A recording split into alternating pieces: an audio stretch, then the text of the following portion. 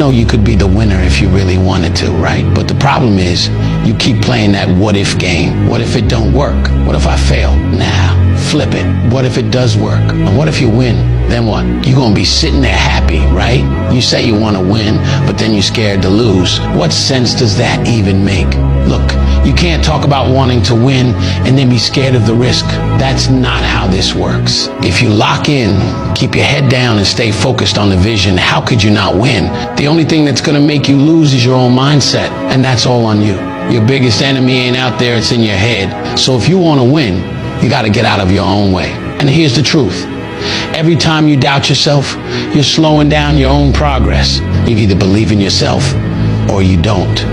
There's no in between. If you keep second guessing everything, you're already losing. But when you stop playing scared and start moving like you're built for this, you'll see everything change. So stop thinking about what could go wrong and start focusing on what's gonna go right.